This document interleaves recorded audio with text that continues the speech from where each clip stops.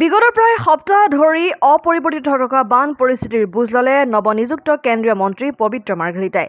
কেন্দ্ৰীয় বৈদেশিক পৰিক্ৰমা আৰু বস্ত্ৰশিল্পৰ ৰাজ্যিক মন্ত্ৰীগৰাকীয়ে প্ৰথমে মাৰ্ঘেৰিটাৰ নিজ গৃহত উপস্থিত হোৱাৰ পিছতে সপ্তাহ দিন ধৰি পানীৰ তলত বুৰ গৈ থকা মাকুম কিল্লা অঞ্চল পৰিভ্ৰমণ কৰি বানপীড়িতৰ খবৰ লৈ কেন্দ্ৰীয় চৰকাৰৰ দুৰ্যোগ ব্যৱস্থাপনা আঁচনিৰ অধীনত বিধ্বস্ত লোকসকলক পাৰ্যমানে সহায় প্ৰদান কৰাৰ আশ্বাস প্ৰদান কৰে। ইফালে মাৰ্ঘেৰিটা নগৰস্থিত লোকপ্ৰিয় গোপীনাথ বৰদলৈ বিদ্যালয়ৰ আশ্ৰয় শিবিৰত দুৰ্গতসকলৰ খবৰ লৈ সমবেদনা জ্ঞাপন কৰাৰ লগতে বহু কেইটা আশ্ৰয় শিবিৰ পৰিভ্ৰমণ কৰে কেন্দ্ৰীয় মন্ত্ৰী পবিত্ৰ মাৰ্ঘেৰিটাই।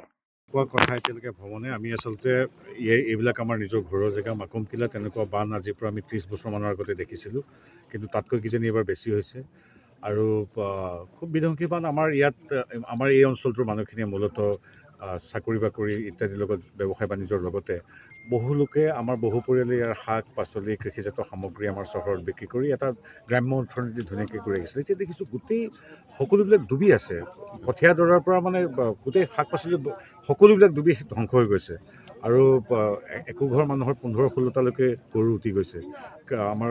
গতিকে একো অভাৱনীয় পৰিৱেশ। কিন্তু এই মুহূৰ্তত এটা কথা ক'ব লাগিব যে সমগ্ৰ ৰাইজে, আমাৰ মাৰ্ঘেৰিটাবাসী ৰাইজে ভাস্কৰ শৰ্মাদেৱৰ নেতৃত্বত জিলা প্ৰশাসনৰ সহযোগত আজি হাতে হাত ধৰি সকলোৱে কিন্তু বিপদ হোৱা মানুহখিনিৰ কাষত থিয় হৈছে। আনকি সাংবাদিকসকল আপোনালোকে দেখিছোঁ যে সংবাদ গ্ৰহণ কৰাৰ লগতে মানুহখিনিকো সহায় কৰিব আগবাঢ়িছে। এইটোৱে হ'ল আমাৰ এটা খুব মানে মন চুই যোৱা কথা। কিন্তু মনটো বেয়া লাগিছে, কাৰণ এইখিনি আমাৰ নিজৰ ঘৰৰ ঠাই, ইয়াত ইমান খুব দুখজনক পৰিৱেশ। এতিয়া সন্মানীয় বিধায়ক মহোদয় ভাস্কৰ শৰ্মাদেৱে এটা ভাল কথা কৈছে যে এতিয়া আমাৰ প্ৰথম কৰ্তব্যটো হ'ল পানী শুকোৱাৰ লগে লগে স্বাস্থ্যজনিত কামখিনি, ঘৰ দুৱাৰবিলাক মেৰামতি কৰা আৰু সেইবিলাকৰ বাবে সকলো যাতে চৰকাৰী সাহাৰ্য পায় সেইখিনিৰ বাবে চিন্তা চৰ্চা ইতিমধ্যেই ভাস্কৰ শৰ্মা তথা আমাৰ স্থানীয় ৰাইজে বা আমাৰ সংশ্লিষ্ট মহলে কৰিছে। প্ৰশাসনেও আগবাঢ়ি আহিছে আৰু প্ৰতিদিনেই সন্মানীয় মুখ্যমন্ত্ৰী ডক্টৰ হিমন্ত বিশ্ব শৰ্মাদেৱে প্ৰশাসন আৰু সন্মানীয় বিধায়ক দুয়োগৰাকীৰ সৈতে যোগাযোগ আছে। খন্তেক সময়ৰ আগতে মুখ্যমন্ত্ৰী মহোদয়ে ডক্টৰ হিমন্ত বিশ্ব শৰ্মাদেৱে ভাস্কৰ শৰ্মাদেৱক ফোন কৰিছে।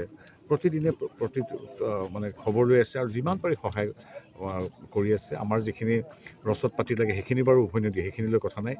আৰু যাতে কাৰোবাৰ অসুখ বিসুখ হ'লেও তাৎক্ষণিকভাৱে যাতে চিকিৎসা প্ৰদান কৰিব পাৰে তাৰ ব্যৱস্থাও কৰিছে আমাৰ স্থানীয় প্ৰশাসনে, আমাৰ শ্ৰীযুত ভাস্কৰ শৰ্মাদেৱৰ তৎপৰতাত। গতিকে সেইখিনি ঠিকে আছে, কিন্তু এটা খুব দুখজনক কথা, নিজৰ আপোন ঘৰখন ভাঙি গৈছে। এতিয়াও দেখিছোঁ ঘৰ দুৱাৰ ডুব গৈ আছে, নিজৰ গোটেই কৃষি কৰ্ম ফচল সম্পূৰ্ণৰূপে বিনষ্ট হৈছে। গতিকে এতিয়া বেলেগ কথা নাই আৰু ইয়াৰ পিছত কেনেকৈ আগবাঢ়িব পাৰি আমি সকলো মানুহে হাতে হাত ধৰি সেইখিনি চিন্তা কৰিছোঁ।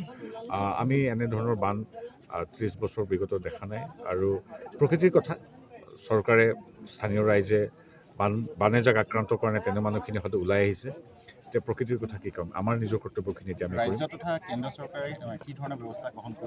চাওক, ইতিমধ্যে আপোনালোকে জানে মুখ্যমন্ত্ৰী মহোদয়ে কৈছে যে বানৰ প্ৰথম দিনাখনেই সন্মানীয় প্ৰধানমন্ত্ৰীদেৱে আমাৰ মুখ্যমন্ত্ৰীদেৱৰ লগত কথা পাতি সকলোবিলাক কৰিছে আৰু আমাৰ যিখিনি কেন্দ্ৰ চৰকাৰৰ সাহাৰ্য সেইখিনি নিয়মিতভাৱে আহি আছে। সেইখিনি তাত কোনো ধৰণৰ ত্ৰুটি নাই, সেইখিনি বিগত সময়ছোৱাতো কৰিছে। আমাৰ ডিজাষ্টাৰ মেনেজমেণ্টৰ বাবে যিখিনি পুঁজি আবণ্টন কৰা সকলো কৰিছে। আৰু এটা কথা আপোনালোকে সকলোৱে যেন আপোনালোকে খবৰ ৰাখিছে, শদিয়াৰ পৰা ধুবুৰীলৈকে বৰাক ব্ৰহ্মপুত্ৰ দুয়োটা উপত্যকাতে যিখিনি বানৰ সময়ত সাহাৰ্য লাগে, খাদ্য পাতি, চিকিৎসা সেৱা, খোৱা পানী, সেই সকলোবিলাক খুব তৎপৰতাৰে কৰিছে।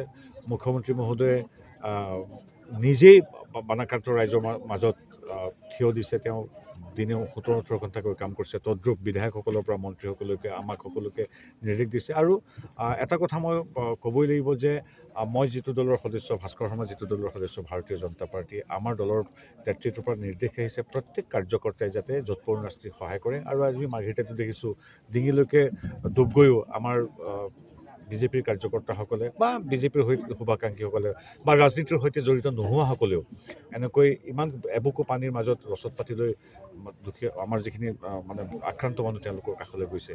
এইখিনি কাম চৰকাৰ সদায় লগত আছে। আৰু যিখিনি এম্বেংকমেণ্ট বা মথাউৰি নিৰ্মাণ, সেই বিষয়ে পীযুষ হাজৰিকা ডাঙৰীয়াই ইতিমধ্যে আনুষ্ঠানিকভাৱে ঘোষণা কৰিছে।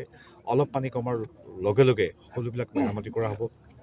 কিছু পুৰণি বান, কিন্তু এইটো কথা ঠিক যে বিগত সময়ছোৱাত যিদৰে প্ৰায় 350 পৰ্যন্ত মথাউৰি ভাঙি গৈছিলে, এইবাৰ তাৰ সংখ্যা যথেষ্ট কমিছে, নিয়মিত মেৰামতি হৈছে আৰু নতুন য'ত প্ৰয়োজন সকলোবিলাক কৰিব বুলি ইতিমধ্যে গোটেই কামখিনি আগেই বঢ়াই নিছে। গতিকে আমি ভাবোঁ যে এতিয়া আমাৰ চৰকাৰৰ কৰণীয় আছে, আমাৰ সমাজৰ কৰণীয় আছে। আমি ডক্টৰ হিমন্ত বিশ্ব শৰ্মাৰ নেতৃত্বত আমি প্ৰকৃতিৰ সৈতে কিমান যুঁজিব পাৰোঁ সেইটো বেলেগ কথা, কিন্তু এই বানৰ পিছত যাতে কোনো ধৰণৰ অসুবিধাৰ সৃষ্টি নহয়, শিক্ষা স্বাস্থ্যৰ পৰা অন্যান্য জীৱন নিৰ্বাহলৈকে, তাৰ বাবে সকলোৱে আগবাঢ়িব। আৰু আমাৰ গভীৰ বিশ্বাস আছে আপুনি কোৱাৰ দৰে কেন্দ্ৰ চৰকাৰ আৰু ৰাজ্য চৰকাৰৰ ওপৰত। আমি ভাবোঁ তেখেতসকলৰ নিৰ্দেশ সহযোগিতাত আমাৰ স্থানীয় বিধায়ক মন্ত্ৰীসকল, স্থানীয় ৰাইজৰ সহযোগত আমি পৰৱৰ্তী যিখিনি আমাৰ অসুবিধা আহিব সেইখিনি আমি মুখামুখি হ'বলৈ সক্ষম হ'ম। ডিগবৈৰ পৰা ৰাজু হাজৰিকা ৰিপৰ্ট, অসম আদিত্য।